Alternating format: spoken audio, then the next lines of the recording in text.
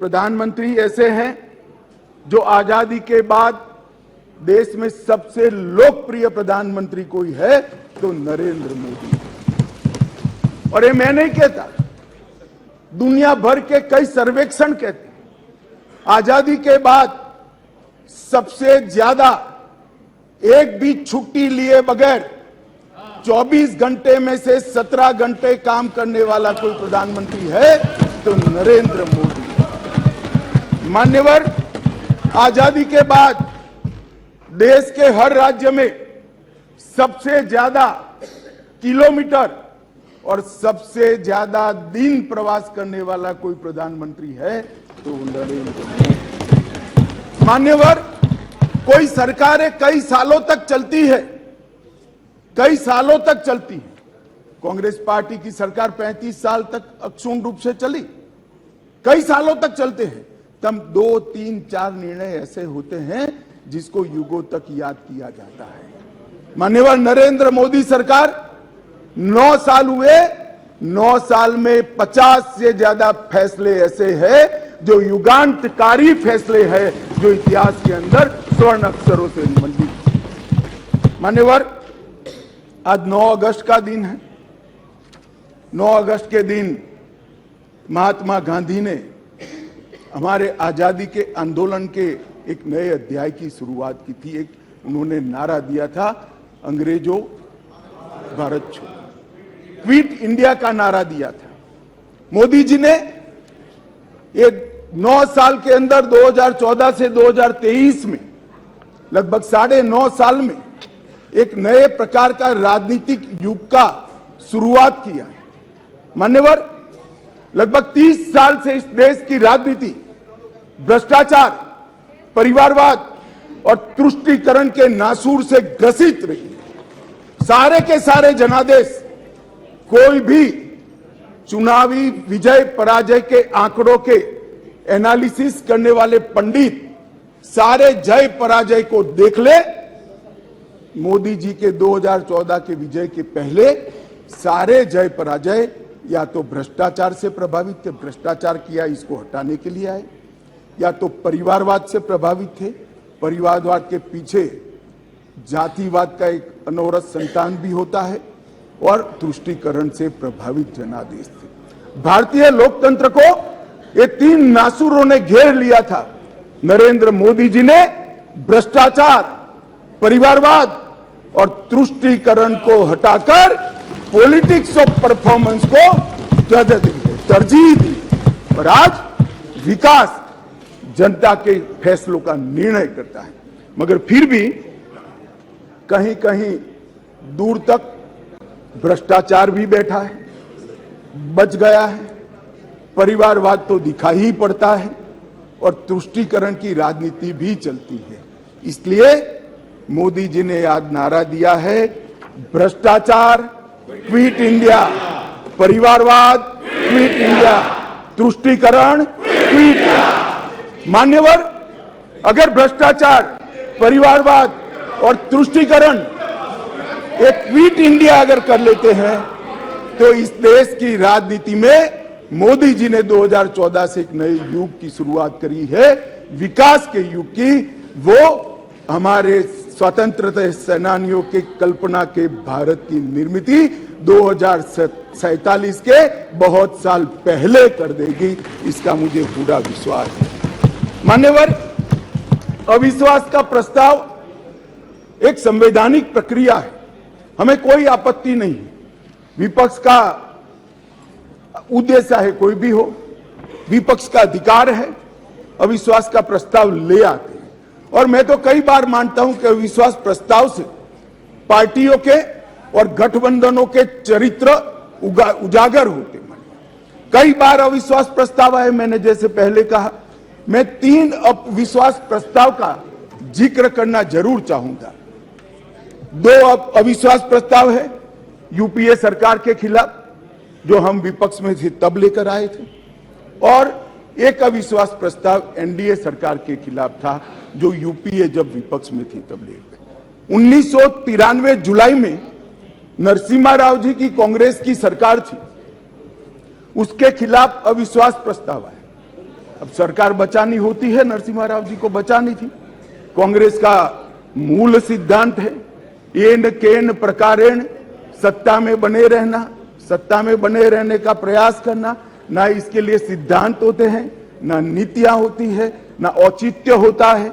मान्यवर, नरसिम्हा राव जी की सरकार अविश्वास प्रस्ताव जीत गई और बाद में कई लोगों को जेल की सजा हुई, स्वयं नरसिम्हा राव जी को हुई, क्योंकि झारखंड मुक्ति मोर्चा को घूस देकर अविश्वास प्रस्ताव पर विजय प्राप्त करी। आज कांग्रेस भी है, कांग्रेस भी वहां बैठी है और झारखंड मुक्ति मोर्चा भी वहां बैठा है। मान्यवर, 2008 में मनमोहन सिंह जी विश्वास प्रस्ताव लेकर आए। विश्वास प्रस्ताव के वक्त भी एक बार यहां पर बरोबर देश में वातावरण हो गया था कि इनके पास बहुमत नहीं है, बहुमत था भी नहीं। और मान्यवर, इस सदन ने उस वक्त सबसे कलंकित घटना देखनी पड़ी। सांसदों को करोड़ों रुपए की घूस लेनी पड़ी और हमारे ऑनेस्ट सांसद वो रुपया लेकर पीठ के सामने आए और कहा कि हमें संरक्षण चाहिए, हमें रुपया ऑफर किया गया और वो सरकार बचा ली। तो एक तो चरित्र है यूपीए का, सरकार के सामने अविश्वास का प्रस्ताव आए या कोई अविश्वास का प्रस्ताव न लाए, इसलिए विश्वास का प्रस्ताव वो स्वयं लाए। इसमें से बचने के लिए सारे सिद्धांत, सारा चरित्र, सारे लोकसभा के नियम कानून, हमारी परंपराएं, इसको त्याग कर येन केन प्रकारेण सत्ता को संभालना और सत्ता पर काबिज रहना। इसके सामने मान्यवर दूसरा एक उदाहरण, 1999 में अटल जी की सरकार थी और अविश्वास प्रस्ताव आया। मान्यवर, ये जो कांग्रेस ने किया वो हम कर सकते थे, क्योंकि 93 में नरसिम्हा राव जी ने देश के सार्वजनिक जीवन को एक एग्जाम्पल पूरा कर दिया था कि सरकार ऐसे भी बचाई जा सकती है, करोड़ों रुपया देकर भी बचाई जा सकती है। हम भी कर सकते हैं, मगर हमने नहीं किया। हमने नहीं किया। हमने हमारी बात रखी। देश के प्रधानमंत्री अटल जी ने इसी सीट पर बैठकर अपनी बात रखी संसदों के सामने और जो कहा कि संसद का जो फैसला है मैं सर पर चढ़ाऊंगा, हमें कोई आपत्ति नहीं। मान्यवर, सिर्फ एक वोट से सरकार गई, सिर्फ एक वोट से। क्या हम यूपीए और कांग्रेस की तरह बचा नहीं सकते थे? बचा सकते थे, मगर मैंने कहा ना कि कई बार संकट के समय गठबंधनों और पार्टियों का चरित्र उजागर होता है।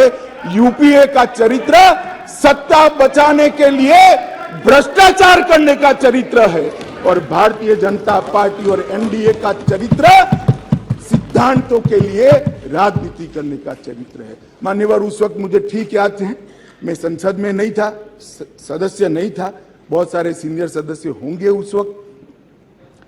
मान्यवर, एक ही वोट का फर्क था और अंत में गिरधर गोमांग के वोट को हमारे उड़ीसा के पूर्व मुख्यमंत्री उस वक्त मुख्यमंत्री से शपथ ले चुके थे और वोट डालने आए थे।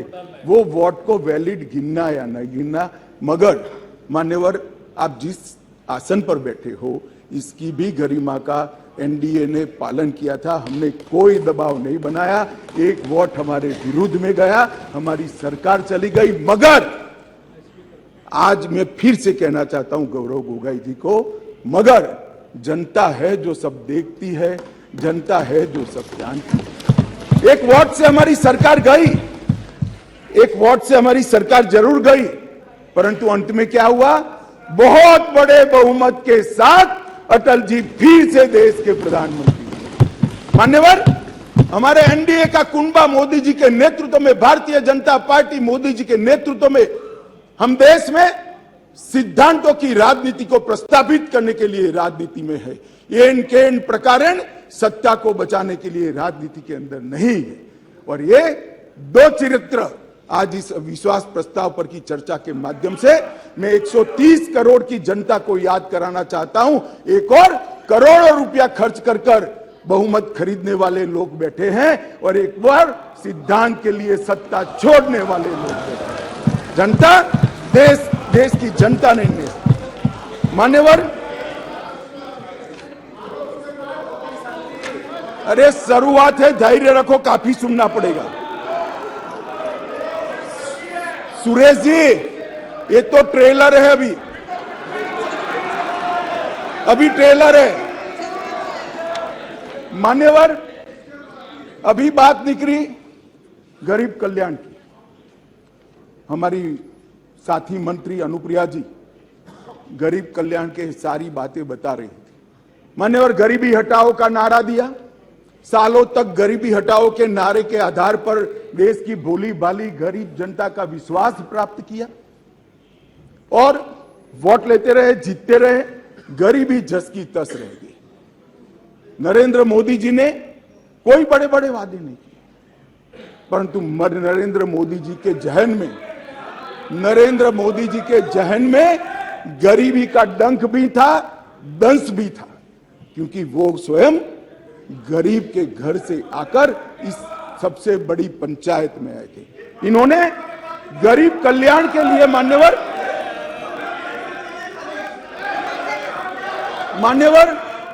इन्होंने गरीब कल्याण के लिए ढेर सारे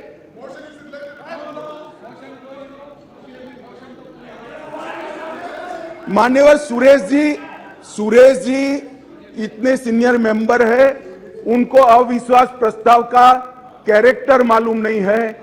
आप जब अविश्वास प्रस्ताव लेकर आते हो तो सरकार के समग्र कामकाज पर क्वेश्चन मार्क करते हो, और क्योंकि ये क्वेश्चन मार्क पॉलिटिकली मोटिवेटेड है, इसलिए मुझे सरकार के परफॉर्मेंस की चर्चा करनी पड़ेगी। मान्यवर, इस देश के करोड़ों गरीबों के नसीब में जब तक मोदी जी प्रधानमंत्री नहीं बने, धुएं से भरा हुआ घर था। मोदी जी ने 9.6 करोड़ 9 करोड़ 60 लाख गरीब महिलाओं के घर में गैस का सिलेंडर भेजा और उसकी झूंपड़ी को धुएं से मुक्त कराने का काम किया। मान्यवर, 11 करोड़ परिवार ऐसे थे, दुनिया में कोई विचार नहीं कर सकता। कई देशों की आबादी 11 करोड़ से आधी भी नहीं है, 5वें हिस्से की भी नहीं है, परंतु 11 करोड़ परिवार ऐसे थे जिनके पास मान्यवर शौचालय नहीं था। हर रोज वो घर की महिलाएं आहत होती थी। मान्यवर, इनका दर्द 55 सालों तक ये यूपीए कांग्रेस ने नहीं जाना। नरेंद्र मोदी जी प्रधानमंत्री बने और 9 साल के अंदर 11 करोड़ 72 लाख परिवारों को शौचालय देने का काम। मान्यवर, देश के बहुत बड़े तबके में और विशेषकर गरीब के घर में, दलित के घर में, आदिवासी के घर में, पिछड़े के घर में, झोंपड़पट्टी में शुद्ध पीने का पानी नहीं मिलता, फ्लोराइड युक्त पानी पीते थे, भरी जुआनी में बूढ़े हो जाते थे, बाल सफेद हो जाते थे, हड्डियां टेढ़ी हो जाती थी। मान्यवर, मोदी जी ने हर घर नल के माध्यम से 12.65 लाख करोड़ मतलब 12 करोड़ 65 लाख घरों में जल से नल पहुंचाने का काम समाप्त। मान्यवर, एक हमेशा बोलते हैं, अभी भी चुनाव में कहते हैं कि हम किसानों का कर्ज माफ करेंगे, किसानों का कर्ज माफ करेंगे। मान्यवर, मैं पूछना चाहता हूं, 10 साल में कितना कर्ज माफ करा भाई? 4 से 14 तक आप 10 साल रहे, कितना मार्च करा? 70,000 करोड़, ठीक है ना? 70,000 करोड़। इसमें से भी 35,000 करोड़ तो नीचे बाकी रह गया है, मगर चलो मान ही ले कि 70,000 करोड़ किया। हम किसी का कर्ज माफ करने में विश्वास नहीं करते हैं, उसको कर्ज ही न लेना पड़े, ऐसी व्यवस्था। मान्यवर, इस देश के 14.5 करोड़ किसानों को 2,40,000 करोड़ रुपया इसके बैंक अकाउंट में डाला। अब देश के किसान तय करे कि एक और 70,000 करोड़ का कर्ज की लॉलीपॉप देने वाली यूपीए सरकार और एक बार सम्मान के साथ इसके घर में सम्मान के साथ इलेक्ट्रॉनिक तरीके से 2,40,000 करोड़। मान्यवर, आज मैं और मैं आज और स्पष्टता करना चाहता हूं, ये रेवड़ी नहीं है, ये रेवड़ी नहीं है। हमने ये करने से पहले एक सर्वे किया कि 2.5 एकड़ से कम जिसकी जोत है वो किसान को कितना खर्चा बेसिक खेती के काम के लिए आता है, क्योंकि वो तो मजदूर रखता नहीं है, स्वयं ही बेचारा मेहनत करता है। इरिगेशन, बीज और खाद का कितना खर्चा आता है, तो 2.5 एकड़ से कम जिसकी जोत है इसका खर्चा 6,000 आता है। मोदी जी ने 6,000 रुपया इसको दे दिया। भैया तुम ऋण ही मत, आपने तो एक बार किसान को ऋण मुक्त किया, मोदी जी ने पूरे जीवन के लिए उसको ऋण मुक्त करने का काम किया है। मान्यवर, इस देश में 50 करोड़ लोग ऐसे, करीब 60 करोड़ लोग जिनके घर में बीमारी आ जाए तो पिताजी की मृत्यु हो जाएगी इसका डर नहीं लगता था, इलाज का खर्च कितना आएगा इसका डर लगता था, और वो पूरा परिवार ऋण के बोझ के तले दब जाता था। माननीय मोदी जी ने 50 करोड़ लोगों को 5 लाख तक का सारा स्वास्थ्य का खर्चा माफ कर दिया।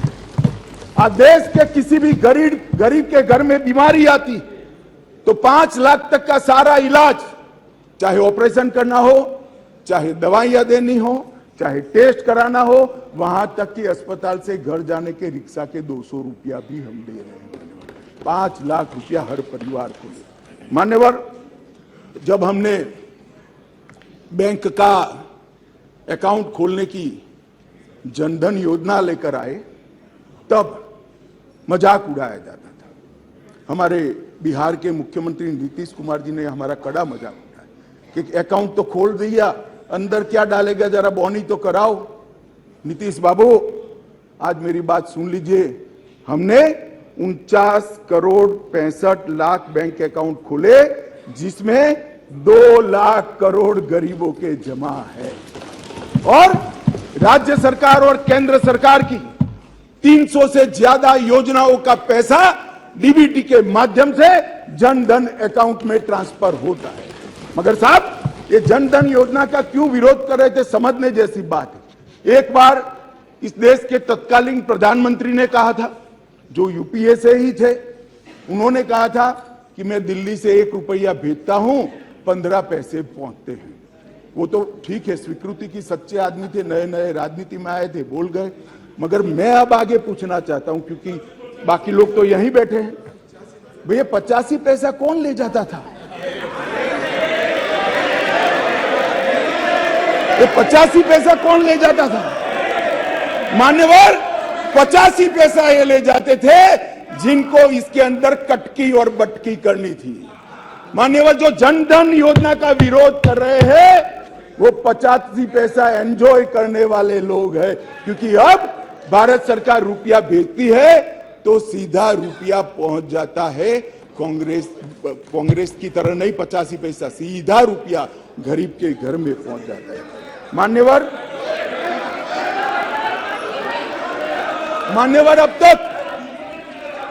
अब तक जनधन योजना, भाई आप योजना तो बनाते हो, करते नहीं हो। बैठो, बताता हूं, मैं बताता हूं, बैठो ना, अरे बैठो ना। मान्यवर कह रहे डीबीटी किसने चालू किया, अब कहेंगे जीएसटी किसने चालू किया, अब कहेंगे गरीबी हटाओ किसने कहा। आपने कहा सब कुछ किया, कुछ नहीं किया हमने है। आप तो कहते ही रह गए।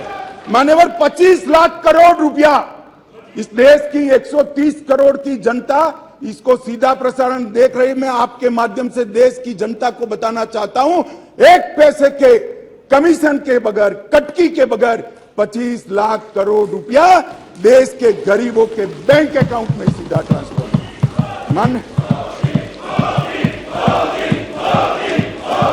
मान्यवर,